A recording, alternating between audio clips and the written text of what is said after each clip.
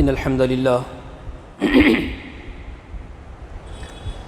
الحمد لله نحمده ونستعينه ونستغفره ونؤمن به ونتوكل عليه ونعوذ بالله من شرور أنفسنا ومن سيئات أعمالنا من يهده الله فلا مضل له ومن يضلل فلا هادي له وأشهد أن لا إله إلا الله وحده لا شريك له وأشهد أن محمدًا عبده ورسوله أرسله بالحق بشيرًا ونذيرًا وداعيًا إلى الله بإذنه وسراجًا منيرًا أما بعد فإن خير الحديث كتاب الله وخير الهدي هدي محمد صلى الله عليه وسلم وشر الأمور محدثاتها وكل محدثة بدعة وكل بدعة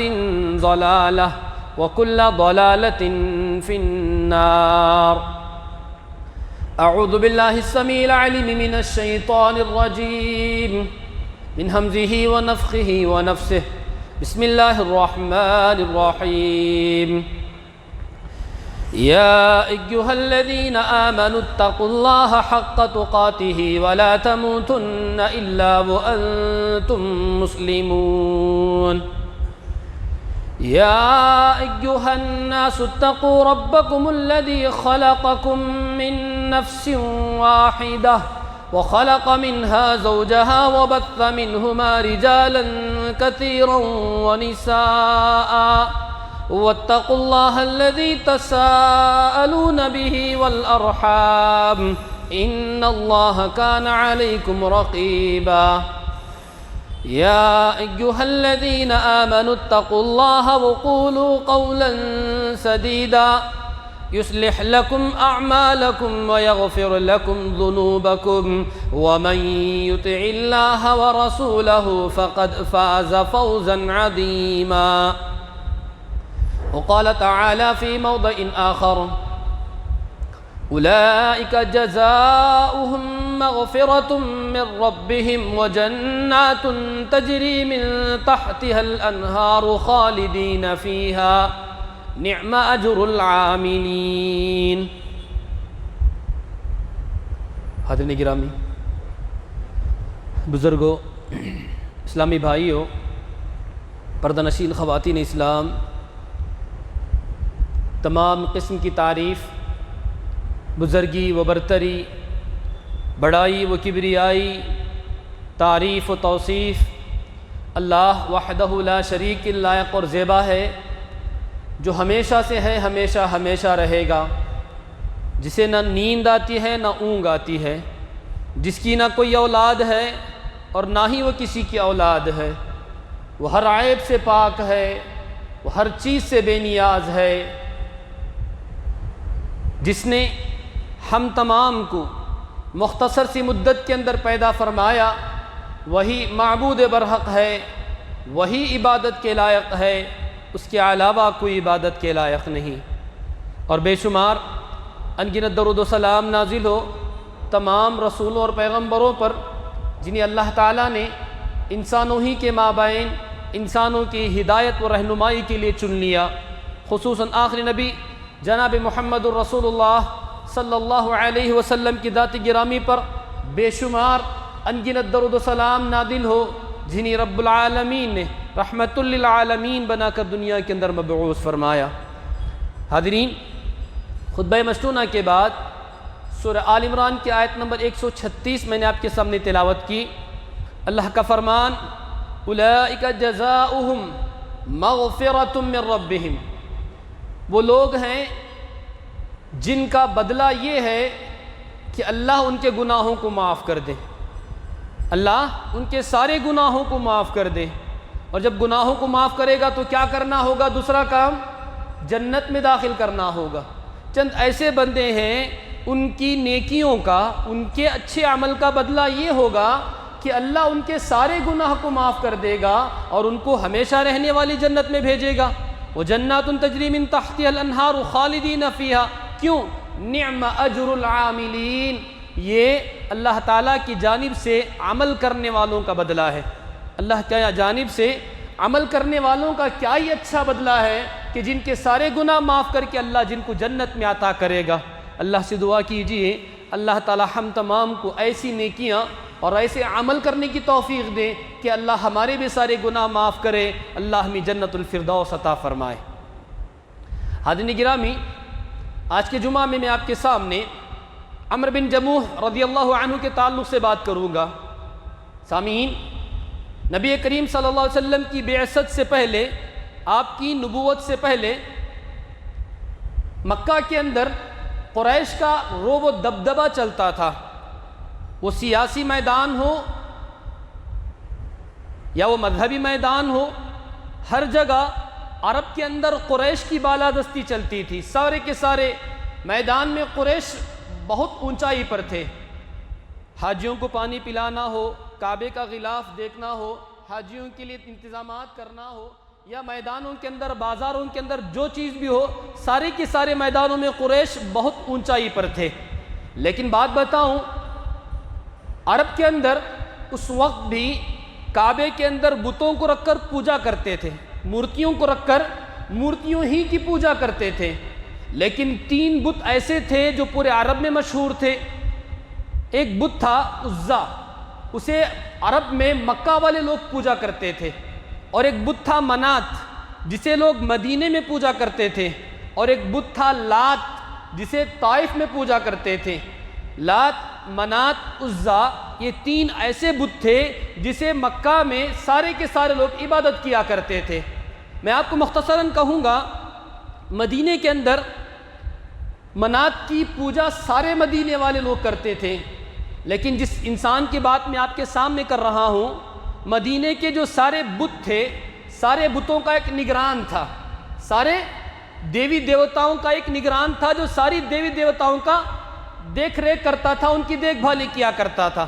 اسی کا نام عمرو بن جموح تھا، اسی کا نام عمرو بن جموح تھا۔ لیکن اس کے باوجود اس نے اپنے لیے ایک منات کی ایک مورتی بنائی تھی، عمدہ لکڑی سے بنائی تھی، اور اپنے گھر میں ایک پوجا روم بنائی تھی۔ اس روم کے اندر وہ رکھتا تھا جس کے اندر کسی کا جانا الاؤ نہیں تھا، صرف عبادت کے لیے وہ لوگ جاتے تھے۔ ایک مورتی بنا کر منات کی اپنے گھر میں بڑی اچھی طرح سجا کر، اچھے کپڑے پہنا کر، عطر سے ملوث کر کے اسے رکھا ہوا تھا، اس کی وہ خود پوجا کیا کرتا تھا۔ اس کی عادت تھی، اس کی عادت تھی۔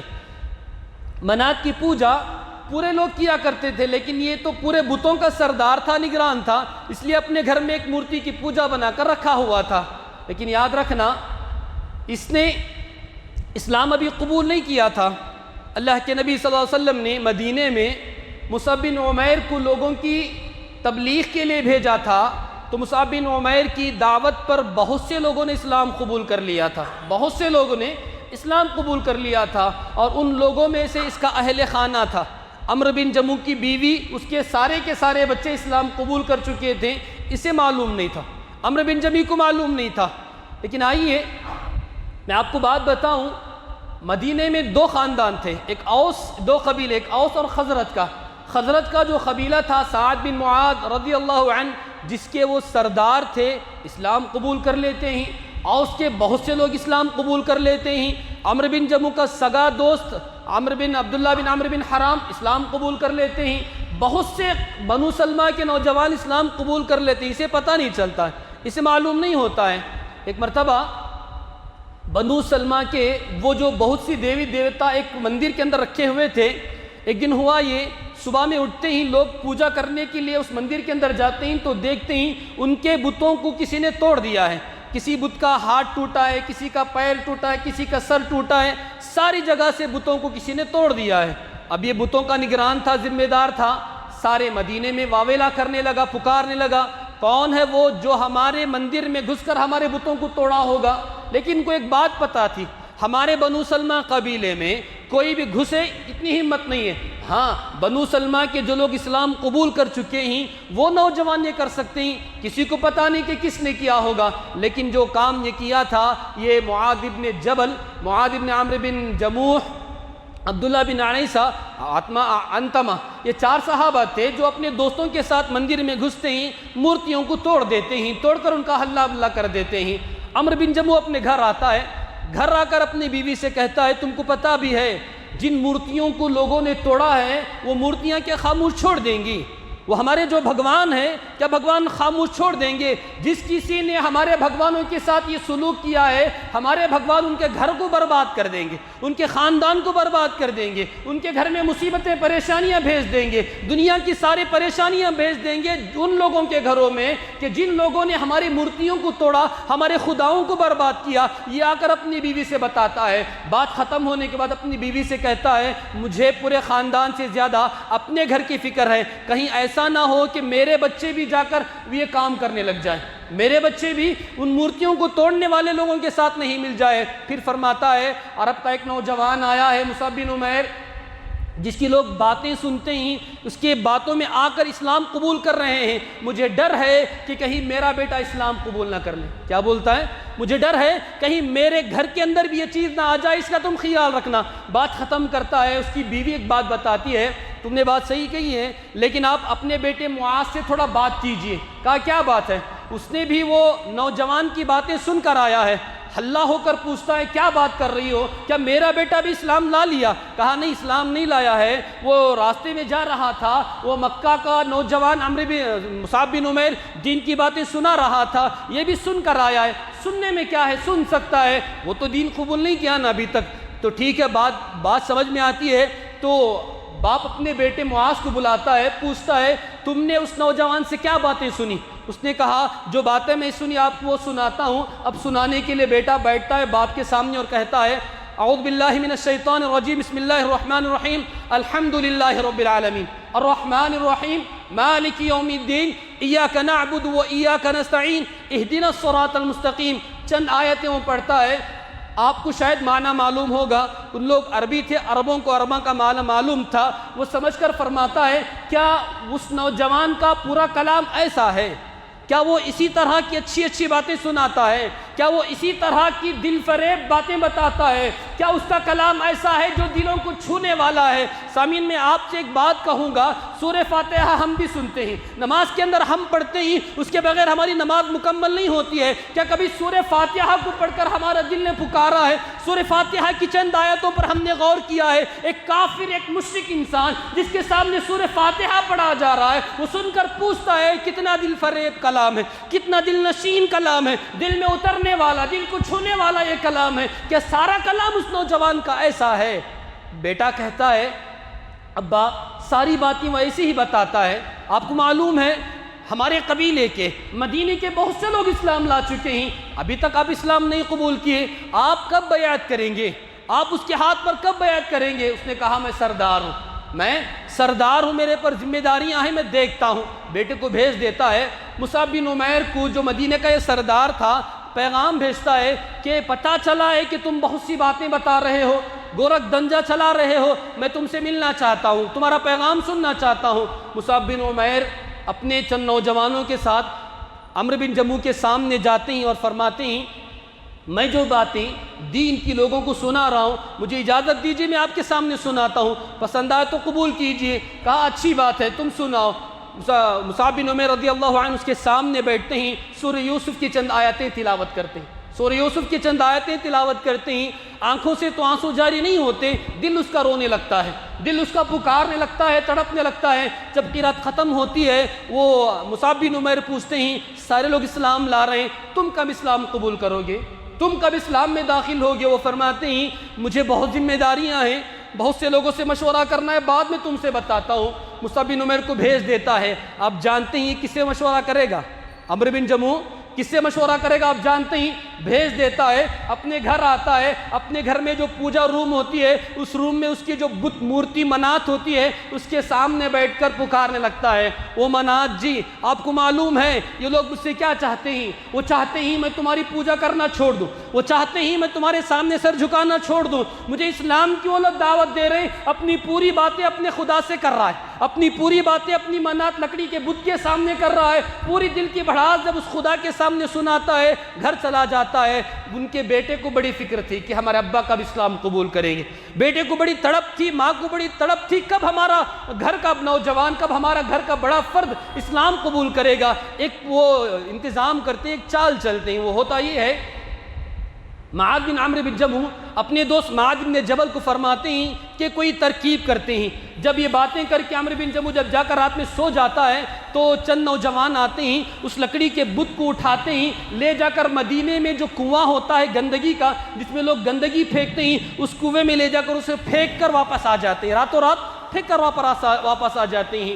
صبح اٹھتا ہے تو معلوم نہیں، چند لوگوں کی عادت ہوتی ہے صبح اٹھ کر سب سے پہلے نظر کھولتے ہیں تو اپنے خدا کو دیکھتے ہیں، اس کی بھی عادت تھی۔ صبح اٹھتا ہے تو آنکھ کھولتا ہے تو جا کر پوجا روم میں اپنے خدا کو دیکھتا ہے، منات کی مورتی کو دیکھتا ہے، جا کر دیکھتا ہے مورتی موجود نہیں ہے، اس کا خدا موجود نہیں ہے، چیختا ہے، چلاتا ہے، پورے گھر کو سر پر اٹھا لیتا ہے، سب کو پوچھتا ہے، گھر کا کونا کونا چھان مارتا ہے، کوئی جواب نہیں دیتا ہے، سب کو پتا ہے کہ اس کا کیا ہوا ہے، کوئی گھر والا بتانا نہیں ہوتا ہے، معلوم نہیں بول دیتے ہیں۔ باہر نکلتا ہے، اسے پوچھتا ہے، اسے پوچھتا ہے، ہر جگہ تلاش کرتا ہے، دور جا کر دیکھتا ہے تو ایک گندگی کا کنواں ہے، اس کنویں کے اندر اس کی مورتی منہ کے بل پڑی ہوئی ہے، منہ کے بل پڑی ہوئی ہے۔ جاتا ہے، اسے اٹھاتا ہے، گھر لاتا ہے، نہلاتا ہے، اچھے کپڑے پہناتا ہے، عطر لگاتا ہے، پھر اس مورتی کو جگہ پر رکھ کر فرماتا ہے، مجھے معلوم نہیں تیرے ساتھ کس نے سلوک کیا، مجھے معلوم نہیں تیرے ساتھ کس نے سلوک کیا ہے، معلوم ہوتا تو یاد رکھنا سب سے خطرناک سزا اسے میں دیتا، مجھے معلوم نہیں ہے، لیکن تو اپنا خیال کرنا۔ بہت سی باتیں بتا کر رکھتا ہے، دوسری رات بھی جا کر سو جاتا ہے۔ دوسری رات بھی اس کا بیٹا اپنے نوجوان دوستوں کے ساتھ آتا ہے، اس مورتی کو اٹھاتا ہے، اس سے بڑے گندگی کے کنویں میں پھینک کر واپس آ جاتا ہے۔ صبح اٹھ کر خدا کو دیکھنے جاتا ہے، خدا موجود نہیں ہوتا ہے، گھر تلاش کرتا ہے، گھر میں نہیں ملتا ہے، مدینے کے اس گندگی کے کنویں میں جا کر دیکھتا ہے، کنویں میں منہ کے بل پڑا ہوا ہے، پھر جاتا ہے اپنے خدا کو اٹھا کر لاتا ہے، نہلاتا ہے، کپڑے پہناتا ہے، عطر لگاتا ہے، رکھ کر اس کے سامنے گزارش کرتا ہے، اب خاموش نہیں رہتا، اب خاموش نہیں رہتا، بہت دن ہو گیا تھا، اب خاموش نہیں کرتا، اپنی تلوار نکالتا ہے، اس مورتی کے گلے میں تلوار لٹکاتا ہے، بولتا ہے، یاد رکھنا تیرے ساتھ اگر کسی نے یہ سلوک کیا تو جان سے مار دینا، جان سے مار دینا، جو ہوگا دیکھا جائے گا۔ تلوار لٹکاتا ہے، اب فرماتا ہے، اب سکون سے جا کر سوتا ہے، کیونکہ اب بھگوان کو تلوار دے دیا ہے، اب کوئی آئے گا تو بھگوان جان سے مار دے گا، یہ سوچ کر جا کر سو جاتا ہے۔ تیسرے دن ان کا بیٹا اپنی جماعت کے ساتھ آتا ہے اور اس مورتی کو اٹھاتا ہے، لے جا رہے ہوتے ہی ایک کتا مرا پڑا ہوا ملتا ہے، اس مرے ہوئے کتے کو اس مورتی کے ساتھ باندھ دیتے ہیں، تلوار لٹک رہی ہوتی ہے، لے جا کر گندگی کے کنویں میں پھینک دیتے ہیں اور واپس آ جاتے ہیں۔ تیسرے دن اٹھ کر دیکھتا ہے خدا نظر نہیں آ رہا ہے، تلاش بسیار کے بعد جا کر دیکھتا ہے، دور جا کر تلاش میں دیکھتا ہے کہ ایک اور گندگی کے کنویں میں منہ کے بل گرا پڑا ہوا ہے، گندگی منہ کو لگی ہوئی ہے، ذرا سامنے غور سے جا کر دیکھتا ہے تو تلوار گلے میں لٹک رہی ہے، تلوار گلے میں لٹک رہی ہے اور کتا اس کے ساتھ بندھا ہوا ہے۔ وہ فرماتا ہے، او منات، اگر تیرے اندر کچھ دم خم ہوتا تو تیری یہ حالت نہ ہوتی، تیری یہ حالت نہ ہوتی، ارے تیرے پاس تلوار تھی، تو اپنے دشمن کو مار سکتا تھا، تو نے اپنے دشمن کو مارا نہیں۔ جب تو اپنی عزت نہیں بچا سکتا، جب تو اپنی عصمت نہیں بچا سکتا، جب تو اپنا دفاع نہیں کر سکتا تو میرا دفاع کیا کرے گا، تو میری کیا سنے گا۔ میرا بیٹا سچ بولتا تھا، میرے بیٹے کے دوست سچ بولتے تھے، دین اسلام صحیح ہے، میں نے نہیں مانا، لیکن آج میں اعلان کرتا ہوں میں اسلام قبول کرتا ہوں، آج میں اعلان کرتا ہوں میں اسلام قبول کرتا ہوں، اعلان فرما دیتا ہے اور بدھ کے بارے میں فرماتا ہے، تو اب وہیں رہنے دینا، اب تیری ضرورت نہیں ہے، تو گندگی کے لائق ہے، اسی جگہ پڑے رہنا، اسی جگہ چھوڑ کر واپس اپنے گھر آتا ہے اور اپنے اسلام کا اعلان سناتا ہے۔ اس دن سب سے زیادہ خوشی اس کی بیوی بچوں کو، عبداللہ بن عمرو بن حرام کو ہوتی ہے، مدینے کے اندر ہوتی ہے، بنو سلمہ پورا قبیلہ خوش ہو جاتا ہے جب یہ اسلام قبول کرتا ہے۔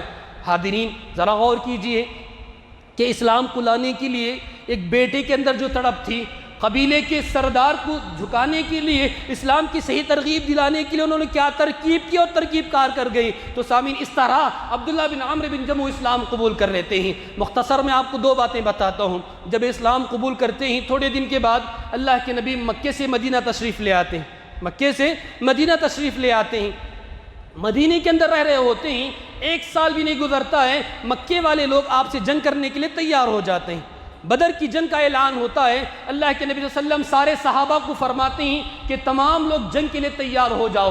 اب ذرا غور کیجئے، اس کی جو عمر تھی 60 سال تھی۔ عمرو بن جموح رضی اللہ عنہ 60 سال کی عمر کے تھے، 4 نوجوان بیٹے تھے، معاذ، معوذ، خلاد، عبد الرحمن، 4 بیٹے تھے، چاروں بیٹوں نے جہاد میں نام لکھا دیا۔ اب باپ ہے، آتا ہے اللہ کے نبی سے فرماتا ہے میں جہاد کرنا چاہتا ہوں، میں جہاد میں شرکت کرنا چاہتا ہوں۔ یہ بول رہا ہے، بیٹے اللہ کے نبی سے مل کر کان میں بتاتے ہیں اے اللہ کے نبی، ہم 4 بیٹے ہیں، چاروں کے چاروں جہاد میں آ رہے ہیں، ہمارا بیٹا بوڑھا، ہمارا باپ بوڑھا ہے، ہمارا باپ لنگڑا کر چلتا ہے، اسے عذر بھی ہے، گھر میں کوئی ہے نہیں، ہم چاروں کے چاروں آ رہے ہیں، ہمارے ابا سے بول دیجئے کہ جہاد میں آنے کی ضرورت نہیں ہے، آپ گھر میں رہیے۔ بیٹوں کے کہنے پر اللہ کے نبی نے عمرو بن جموح سے کہا کہ آپ گھر میں رہیے، آپ پر جہاد فرض نہیں ہے، آپ گھر میں رہیے، آپ پر جہاد فرض نہیں ہے، آپ کے بیٹے جہاد میں جائیں گے۔ لے کر چلے جاتے ہیں، بدر کے لیے نکلتے ہیں۔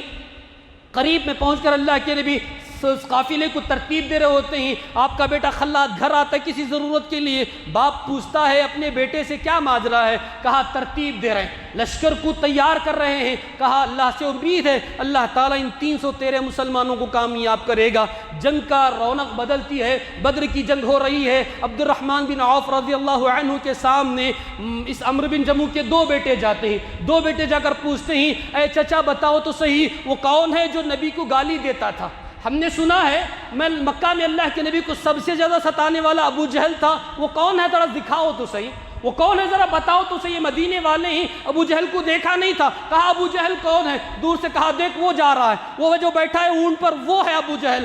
دونوں بیٹے نکلتے ہیں، ترار کے ساتھ جاتے ہیں، وہ خود بتاتے ہیں یہ ایک لڑکا جاتا ہے، اس کی پنڈلی پر وار کرتا ہے، اس کا پیر کٹ ہو جاتا ہے، وہ نیچے گر جاتا ہے، جیسے ابو جہل کا بیٹا دیکھتا ہے اکرمہ بن ابی جہل کے اس کے باپ پر وار کیا ہے، فوراً پلٹ کر معاذ رضی اللہ عنہ پر وار کرتا ہے، ایسا ہاتھ پر وار کرتا ہے ہاتھ کٹ جاتا ہے، ان کا ہاتھ چمڑے میں لٹک رہا ہوتا ہے، اس ہاتھ کو نکال پھینکتے ہیں، جہاد میں شریک ہو جاتے ہیں۔ بڑا بھائی جاتا ہے ابو جہل کو اپنی سواری سے نیچے گراتا ہے، چھوٹا بھائی آتا ہے کام تمام کر دیتا ہے، چھوٹا آتا ہے ابو جہل کا کام تمام کر دیتا ہے۔ جیسے عمرو بن جموح کو معلوم ہوتا ہے کہ ابو جہل کو مارنے والا اور کوئی نہیں تیرا بیٹا تھا تو اللہ کا شکر ادا کرتے، اور کوئی نہیں تیرے بیٹے تھے تو اللہ کا شکر ادا کرتے ہیں۔ تو سامعین، بدر کی جنگ کے اندر جنہوں نے کارنامہ انجام دیے، ابو جہل کو مارنے والے اگر کوئی ہیں تو ان کا باپ عمرو بن جموح تھا۔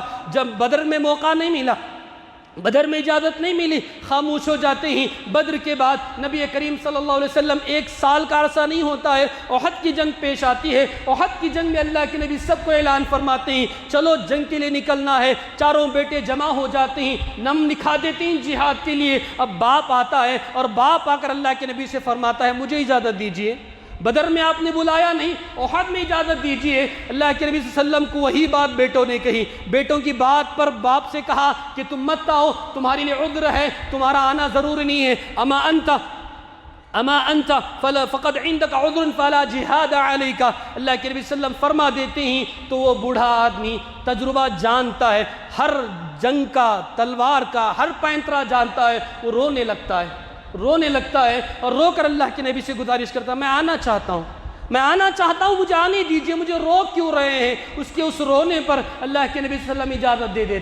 اجازت دے دیتے ہیں تو بیٹے فرماتے ہیں آپ کیوں اجازت دے رہے ہیں؟ تب اللہ کے نبی بیٹوں سے فرماتے ہیں لا علیکم اللہ یمنعوہ فلعل اللہ یرزقہ الشہادہ، تمہارے لیے مناسب نہیں ہے تم اپنے باپ کو روکو، ہو سکتا ہے اللہ انہیں شہادت نصیب فرمائے، عطا فرمائے، اپنے باپ کو مت روکو۔ اللہ کے نبی کی جانب سے گرین سگنل ملتا ہے، جہاد میں آنے کی اجازت ملتی ہے، خوشی سے انتہا نہیں ہوتی، خوش ہو جاتی ہیں جہاد کی اجازت مل گئی ہے، اور اپنی بیوی کے پاس جاتی ہیں اور بیوی کے پاس جا کر جنگی لباس پہنتے ہیں، زرہ پہنتے ہیں، ہتھیار پہن کر اپنی بیوی سے فرماتے ہیں واللہ انی لارجو ان اتا بعرجتی هذه فی الجنہ، اللہ کی قسم کھا کر کہتا ہوں اسی لنگڑے پیر کے ساتھ میں جنت میں داخل ہوں گا، تم دیکھ لینا، لنگڑاتا پیر ہے میرا، لنگڑاتے پیر کے ساتھ میں جنت میں داخل ہوں گا، تم دیکھ لینا، اپنی بیوی سے کہتا ہے، اور بیوی سے کہنے کے بعد پلٹ کر اللہ سے دعا فرماتا ہے اللہم انی دعا فرماتا ہے، اللہ تعالیٰ سے دعا فرماتا ہے، اللہم ارزقنی الشہادہ ولا تردنی الی اہلہ خاطبہ، اے اللہ مجھے شہادت نصیب فرما، اپنے گھر کو واپس مت لوٹا۔ اس دعا کو یاد رکھنا، بعد میں بتاتا ہوں کیا دعا کر رہا ہے۔ اللہم ارزقنی الشہادہ ولا تردنی الی اہلہ خاطبہ، شہادت کے میدان کے اندر اپنے گھر کو واپس مت لوٹا۔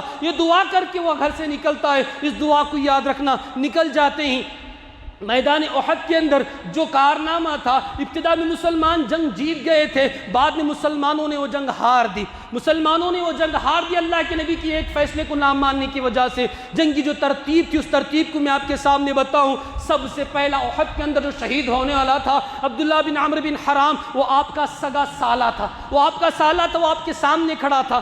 دائیں طرف ابو ایمن تھا، بائیں ابو خلاد تھا، پیچھے معاذ، معوذ، پورے بیٹے، پورا خاندان کو لے کر جہاد میں جا چکے ہیں۔ جہاد کر رہے ہوتے ہی سامنے عبداللہ بن عمرو بن حرام جاتے ہیں، شہید ہو جاتے ہیں۔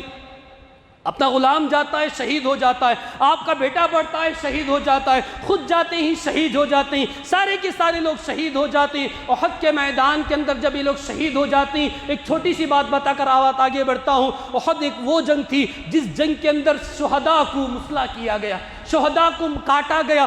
حمزہ رضی اللہ عنہ اسی جنگ میں شہید ہوئے، مصعب بن عمیر اسی جنگ میں شہید ہوئے، عمرو بن جموح اسی جنگ میں شہید ہوئے۔ حمزہ کی لاش پڑی ہوئی ہے، ہندا آتی ہے، آپ کے سینے کو چاک کرتی ہے، جگر اٹھا کر منہ سے چباتی ہے، آپ کے دل کو اٹھا کر چاک کرتی ہے، آپ کے پیٹ کو چاک کرتی ہے، انتڑیاں نکالتی ہے، اپنے گلے میں پہنتی ہے۔ صرف ان کے ساتھ نہ ہوا، عمرو بن جموح کی لاش کو کان، ناک، آنکھ سب کاٹ دیتے ہیں، عبداللہ بن عمرو بن حرام کی لاش کو کاٹ دیتے ہیں۔ آتے ہی تو لاشوں کو پہچان نہیں سکتے، مسلمان لاشوں کو پہچان نہیں سکتے، یہ کس کی لاش ہے، یہ کس کی لاش ہے، یہ کس کا بدن ہے، کسی کو پہچانا نہیں جاتا۔ عبداللہ بن عمرو بن جموح اونچے قد کے تھے، لنگڑنے والے تھے، ان کے چہرے کو دیکھ کر، ان کے دیل ڈول کو دیکھ کر لوگوں نے پہچان لیا یہ عبداللہ بن عمرو بن جموح ہے۔ عبداللہ بن عمرو بن جموح ان کی لاشیں پڑی ہوئی، ان کو پہچان لیا جاتا ہے۔ مدینے میں معلوم ہوتا ہے، مدینے والوں کو بتایا جاتا ہے کہ مسلمان یہ جنگ ہار چکے ہیں اور ان کے ساتھ یہ سلوک ہوا ہے، تو ان کے گھر والے آتے ہیں، ان کے گھر والے آتے ہیں۔ میں آپ کو ایک بات بتاؤں، عورتیں میری بات سن رہی ہیں، وہاں پر ہندا عورت آتی ہے، عمرو بن جموح کی بیوی آتی ہے، راستے میں آ رہی ہوتی ہے، ایک آدمی مل کر بولتا ہے، آپ کو پتا ہے آپ کا بھائی شہید ہو گیا، آپ کو پتا ہے آپ کا بھائی شہید ہو گیا۔ ہندا پوچھتی ہے بتاؤ اللہ کے نبی کیسے ہیں؟ فرمایا اللہ کے نبی ٹھیک ہے۔ کہا کوئی بات نہیں، اللہ کے نبی ٹھیک ہے، میرا بھائی شہید ہوا، کوئی بات نہیں۔ اور سامنے جاتی ہے، تھوڑی دیر کے بعد ایک آدمی فرماتا ہے جو ان کے بھائی کے ساتھ لڑ رہا تھا، آپ کا بیٹا بھی شہید ہو گیا، آپ کا بیٹا بھی شہید ہو گیا۔ پھر وہ سوال فرماتی ہے اللہ کے نبی ٹھیک ہیں، اللہ کے نبی صحیح سالم ہے؟ ہاں اللہ کے نبی صحیح سالم ہے۔ اور سامنے بڑھتی ہے، تھوڑی دیر کے بعد اسے بولا جاتا ہے تیرا شوہر شہید ہو گیا، تیرا شوہر بھی شہید ہو گیا۔ پھر وہ یہی بات پوچھتی ہے اللہ کے نبی صحیح ہیں، اللہ کے نبی صحیح سالم ہے؟ ہاں صحیح سالم ہے۔ فرماتی ہے کل مصیبت بعدک جلل یا رسول اللہ، میرا بیٹا، میرا شوہر، میرا بھائی سب کے سب شہید ہو گئے، اللہ کے نبی کے ہوتے ہوئے ہر مصیبت آسان ہے، ہر مصیبت آسان ہے۔ یہ کہتے ہوئے جنگ میدان کو جاتی ہے، وہاں پر اس کے شوہر کی لاش کو دیکھنے نہیں دیا جاتا، اس کے بھائی کی لاش کو دیکھنے نہیں دیا جاتا۔ کہتے ہیں مت دیکھو، تم دیکھ نہیں سکتی، مت دیکھو، تم دیکھ نہیں سکتی۔ کہا کیوں؟ ان کی لاشوں کو کاٹا گیا ہے، ان کا آنکھ، ناک، کان سب کے سب اکھاڑ دیا گیا، کچھ نظر نہیں آتا، پہچان نہیں سکتی، دیکھو گی تو رو پڑو گی۔ کہا کوئی بات نہیں، میں اپنے بھائی کو دیکھنا چاہتی ہوں، اپنے شوہر کو دیکھنا چاہتی ہوں۔ دیکھتی ہی تو رو پڑتی ہیں، رو پڑتی ہیں۔ اللہ کے نبی صلی اللہ علیہ وسلم ان کے دیکھنے کو دیکھ کر فرماتے ہیں تب کی ہی اولا تب کی ہی، تم رو یا نہ رو، اللہ نے آسمان سے فرشتے بھیجے ہی، وہ فرشتے ان کی لاشوں پر پردہ کیے ہوئے ہیں، وہ فرشتے ان کی لاشوں پر اپنے پروں سے سایہ کیے ہوئے ہیں۔ یہ مقام تھا عبداللہ بن عمرو بن جموح کا، یہ رتبہ تھا ان کی شہادت کا، اللہ آسمان سے فرشتوں کو بھیجتا ہے جو ان کی لاش پر برابر بیٹھے رہتے ہیں۔ جب ختم ہوتی ہے، ایک بات میں آپ کو بتاؤں، یاد رکھنا، اب جو ماں آتی ہے وہ اٹھاتی ہے اپنے شوہر کی لاش کو، ان پر لاتی ہے، اپنی بھائی کی لاش کو اٹھاتی ہے، ان پر لاتی ہے، اپنے بیٹے کی لاش کو اٹھاتی ہے، ان پر لاتی ہے اور لے جانے لگتی ہے۔ عائشہ رضی اللہ عنہا راستے میں ملتی ہیں، پوچھتی ہیں کیا بات ہے؟ کہا سارے کے سارے شہید ہو گئے، سارے شہید ہو گئے، کیا بات ہے؟ مدینے لے جا رہی ہوں، مدینے میں لے جا کر دفن کروں گی، مدینے لے جا رہی ہوں، مدینے میں لے جا کر دفن کروں گی۔ لے جانے لگتی ہے، اونٹوں کا رخ مدینے کی طرف موڑتی ہے تو اونٹ جاتے نہیں، ان کو پلٹا کر احد کی طرف ہانکا جاتا ہے تو احد کی طرف بھاگنے لگتے ہیں، مدینہ کی طرف ہانکا جاتا ہے تو مدینے کی طرف جاتے نہیں۔ اللہ کے نبی صلی اللہ علیہ وسلم نے ان سے پوچھا تھا کیا انہوں نے کوئی دعا کی تھی؟ کہا ہاں ایک دعا کی تھی، اللہم ارزقنی الشہادہ ولا تردنی الی اہلہ خاطبہ، مولا شہادت دینا، گھر کو واپس نہ لوٹانا، گھر کو واپس نہ لوٹانا، یہ دعا کی تھی۔ اللہ کے نبی نے فرمایا ان کی یہ دعا کا اثر ہے، ان کی لاش بھی مدینہ جانا نہیں چاہتی۔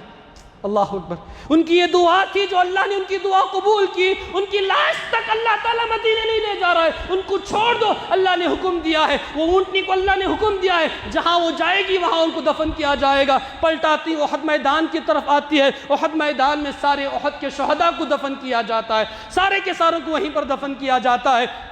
جب یہ شہیدوں کو دفن کر رہے ہوتے ہیں، اللہ کے نبی صلی اللہ علیہ وسلم ان لوگوں کے سامنے کھڑے ہو کر یہ فرماتے ہیں انا شہید علی ہوا، انا شہید علی ہؤلاء، ان تمام شہیدوں پر میں گواہ ہوں جس کسی نے اللہ کی راہ میں زخمی ہوا ہے، جو کوئی اللہ کی راہ میں شہید ہوا ہے، اللہ تبارک و تعالیٰ کل قیامت کے دن اٹھائے گا، ان کے زخموں سے خون بہہ رہا ہوگا، خون تو رنگ خون کا ہوگا لیکن ان کے خون سے اللہ تعالیٰ ریح کی مشکو خشکی مصبو اللہ تعالیٰ ان کے خاندان سے ان کے جسم سے نکالے گا۔ یہ دعا اللہ کے نبی صلی اللہ علیہ وسلم ان کے لیے فرماتے ہیں، اور اللہ کے نبی کا معمول تھا، خلفائے راشدین کا معمول تھا، جب بھی وہاں آتے تھے ان کے لیے دعا دیتے، احد میدان کے لوگوں کو دعا دیتے تھے، نکلتے تھے۔ سامعین، عمرو بن جموح رضی اللہ عنہ کی ایک بات میں آپ کو بتاؤں، عمرو بن جموح رضی اللہ عنہ ایک مرتبہ اللہ کے نبی کے پاس جاتے ہیں، فرماتے ہیں اے اللہ کے نبی میں لنگڑتا ہوں، لنگڑا کر چلتا ہوں، ایک سوال ہے کیا میں جنت میں بھی جاؤں گا تو لنگڑاتا ہوا چلوں گا؟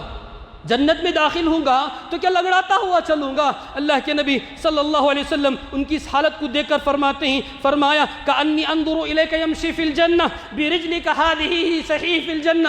سیر اعلام النبلاء کے اندر لکھا ہوئے تاریخ میں اللہ کے نبی نے فرمایا میں دیکھ رہا ہوں تم جنت میں چل رہے ہو۔ اللہ کے نبی جنت میں چلنے کی جو بات بتائی، گویا اللہ کے نبی نے انہیں جنت کی خوشخبری دی۔ زمین میں رہنے والے وہ خوش نصیب لوگ جن کو اللہ کے نبی نے جنت کی خوشخبری سنائی، عمرو بن جموح میں سے ایک آدمی تھے۔ کہا اللہ کے نبی صلی اللہ علیہ وسلم نے کأنی انظر الیک یمشی فی الجنہ برجلک ہذہ صحیحہ، میں تو تمہیں دیکھ رہا ہوں تم جنت میں چل رہے ہو، تکتے ہی تو فرماتے ہیں یہی ٹانگ سے چل رہے ہو لیکن یہ ٹانگ سیدھی ہو گئی ہے، یہ ٹانگ صحیح سالم ہو گئی ہے، آرام سے تم جنت میں چل رہے ہو، میں دیکھ رہا ہوں، اللہ مجھے دکھا رہا ہے تم جنت میں چل رہے ہو۔ اللہ کے نبی صلی اللہ علیہ وسلم سے فرماتی ان کی ایک خواہش تھی، ان کی ایک خواہش اللہ نے پوری فرمائی۔ اس کے بعد یہ چلے جاتے ہیں، اللہ کے نبی صلی اللہ علیہ وسلم فرماتے ہیں والذی نفسی بیدہ، اللہ کے نبی صلی اللہ علیہ وسلم جو بات بتاتے ہیں اس بات میں جب یہ قسم کھاتے ہیں، اس ذات کی قسم جس کے ہاتھ میں میری جان ہے، بہت بڑی بات بتانے کے لیے قسم کھاتے ہیں۔ کہتے ہیں اللہ کے نبی والذی نفسی بیدہ ان منکم لمن لو اقسم علی اللہ لابرہ منہم عمرو بن جموح، فرماتے ہیں تم میں سے بعض ایسے مسلمان ہیں اگر وہ اللہ کی قسم کھا لیتے ہیں اللہ ان کی قسم کی لاج رکھتا ہے، ان کی قسم کی اللہ لاج رکھتا ہے، ان کی قسم اللہ پوری کر کے چھوڑتا ہے، وہ زندہ رہے یا مر جائے اللہ ان کی قسم کو پورا فرماتا ہے۔ من عمرو بن جموح، ان میں سے عمرو بن جموح ایک ایسا بندہ ہے اگر اللہ کی قسم کھا لے گا اللہ اس کی قسم کی لاج رکھ لے گا۔ یہ رتبہ عمرو بن جموح کا تھا، یہ رتبہ عمرو بن جموح کا تھا۔ اس وجہ سے اللہ کے نبی نے فرمایا نعم الرجل عمرو بن جموح، عمرو بن جموح کتنا بہترین انسان تھا۔ یہ عمرو بن جموح دنیا میں رہتے ہیں، مختصر سی مدت پاتے ہیں، اسلام لانے کے بعد 3 سال زندہ رہتے ہیں اور دنیا سے چلے جاتے ہیں، لیکن ان کا نام دنیا میں محفوظ رہ جاتا ہے، تاریخ اسلام میں محفوظ رہ جاتا ہے، رہتی دنیا تک عمرو بن جموح کو دنیا یاد رکھتی ہے۔ اللہ تعالیٰ ان کا مقام، ان کا مرتبہ، ان کی قربانیاں کبھی ضائع نہیں دیتا ہے۔ سامعین، میں آپ سے پوچھوں گا عمرو بن جموح رضی اللہ عنہ یہ ایسے صحابی ہیں جن کو اللہ کے نبی نے جنتی ہونے کی خوشخبری سنائی تھی، جنہوں نے اپنے پورے خاندان کو جہاد کے اندر چھوڑ دیا، اپنے گھر بار کو اللہ کی راہ میں لٹا دیا تھا، اور جب ان کی بیوی اللہ کے نبی سے ایک مرتبہ ملاقات فرماتی ہے، ان کو دیکھتے ہیں تو اللہ کے نبی صلی اللہ علیہ وسلم ہندہ سے فرماتے ہیں یا ہندہ قد ترافقوا فی الجنت جمیعا، عمرو بن جموح وابنک خلاد واخوک عبداللہ،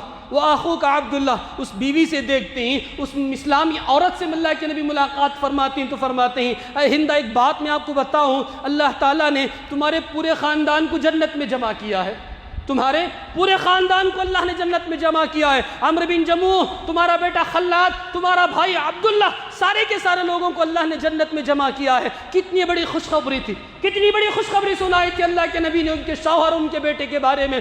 سن کر کوئی خوشی سے پھولے نہیں سمائے گا. لیکن سامعین، مسلمان عورت جو ہوتی ہے، اسلامی عورت جو ہوتی ہے، اس کا ایمان کیا ہوتا ہے میں اب آپ کو بتاتا ہوں. وہ فرماتی یا رسول اللہ ادعو اللہ ان یجعلنی معہم، ادعو اللہ ان یجعلنی معہم. اے اللہ کے نبی، میرا شوہر تو گیا، میرا بیٹا بھائی چلا گیا، دعا کیجئے اللہ مجھے ان کے ساتھ ملا دے.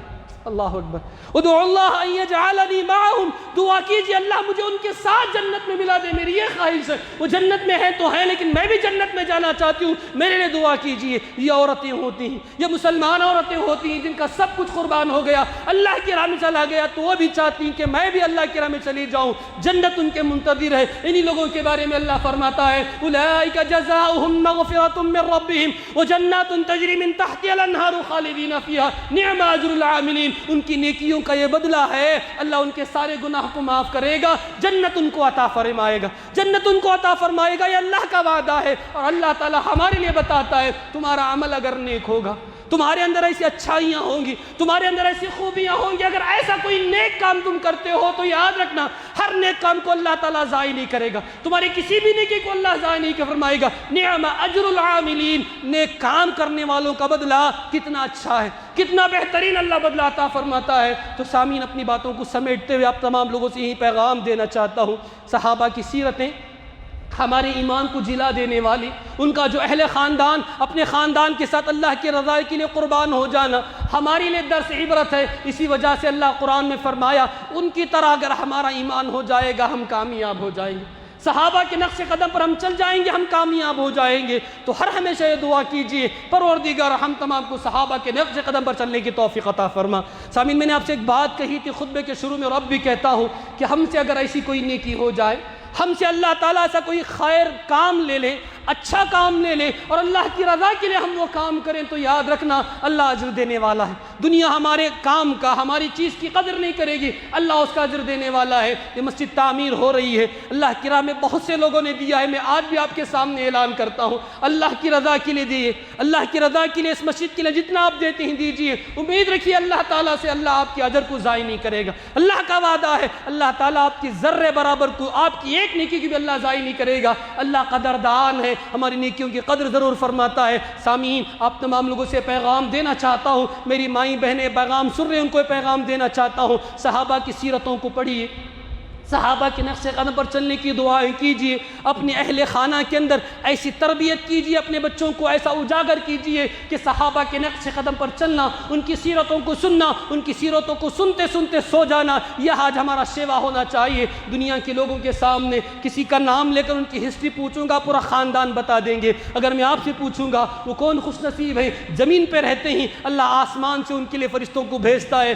نام یاد نہیں ہوگا، سیرت یاد نہیں ہوگی، جبکہ اللہ بتاتا ہے فَإِنْ آمَنُوا بِمِثْلِ مَا آمَنْتُمْ بِهِ فَقَدِ اهْتَدَوْا. ان کی طرح ایمان ہو گیا ہم کامیاب ہو گئے. دنیا میں آئے کامیاب ہونے کے لیے، دنیا میں آئے جنت کمانے کے لیے، دنیا میں آئے اللہ کی رضا کے لیے. رضا مطلوب نہیں ہے، رضا مقصود نہیں ہے، اللہ تعالیٰ کو خوش کرنا مقصود نہیں تو جینا بیکار ہے. اور ایسے جینے پر اللہ تعالیٰ فرماتا ہے تم تو جانوروں سے بدتر ہو، جانوروں سے بدتر ہے. میں نہیں، رب العالمین کا کلام کہتا ہے اگر ہم اپنے جینے کو نہیں پہچانیں گے، اگر ہمارے زندہ رہنے کو ہم نہیں پہچانیں گے تو ہمارا جینا بیکار ہے. ہم سے وہ جانور اچھے ہیں جو اللہ کی حمد و ثنا بیان کرتے ہیں، ہم ہیں اللہ کی حمد و ثنا بیان نہیں فرماتے. جمعہ کا خطبہ شروع ہو جاتا ہے، خطبے کے شروع میں آدھی مسجد خالی ہے، آدھی مسجد خالی ہے. آپ کو معلوم ہے جمعہ کا وقت ادا ہو جائے گا تو ہمارا کاروبار کرنا حرام ہے، کاروبار کرنا جائز نہیں ہے. اور ہم لوگ ہیں کہ جمعہ بھی تاخیر سے آتے ہیں. اب ایسی امت مسلمہ جو جمعہ کو اول وقت پر نہیں پہنچتی ان کے سامنے یہ پیغام دے رہا ہوں کہ لوگوں صحابہ کے نقش قدم پر چلو.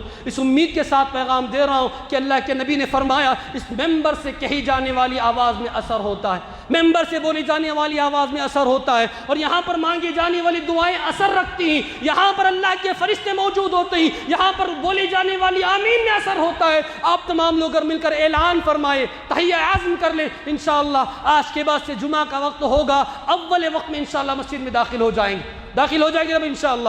اللہ سے دعا ہے اللہ تعالی ہم تمام کی دعاؤں کو قبول فرمائے. مولا جب تک دنیا کے اندر رکھنا تیرے نقش قدم پر چلنے کی توفیق عطا فرمانا۔ اے پروردگارہ اسلام کے لیے قربانیاں دینے کی اللہ توفیق عطا فرمانا۔ یہ ہر کسی کے بس میں نہیں ہے، یہ ہر کسی کو نہیں چنتا ہے۔ اے اللہ جسے تو ہدایت دے دے اسی کے لیے ممکن ہے وہ تیرے گھر میں تیری راہ میں نکلتا ہے۔ اے اللہ ہم تجھ سے دعا فرماتے ہیں تیری راہ میں قربانیاں دینے کی توفیق عطا فرما۔ اے اللہ ہم تمام کو نمازی بنا، روزے دار بنا۔ اے اللہ ہمارے گھروں کے اندر دین کا ماحول پیدا فرما، ہماری عورتوں کے اندر دینداری پیدا فرما، ہماری نئی نسل کے اندر دینداری پیدا فرما۔ اے اللہ لوائے اسلام کا پرچم لے کر چلنے والی اولاد ہمیں نصیب عطا فرما۔ مولا جب تک دنیا کے اندر رکھنا، اسلام پر زندہ رکھنا، قائم و دائم رکھنا، دنیا سے بلا لینا، اسلام کی حالت میں بلا لینا۔ مولا مرنا ہر کسی کو ہے، ایک نہ ایک دن ہمیں بھی دنیا چھوڑ کر جانا ہے۔ مولا جب موت ہم تک آئے، مولا جب موت ہم تک آئے زبان پر کلمہ لا الہ الا اللہ جاری فرما۔ آمین ثم آمین وآخر دعوانا الحمد للہ رب العالمین۔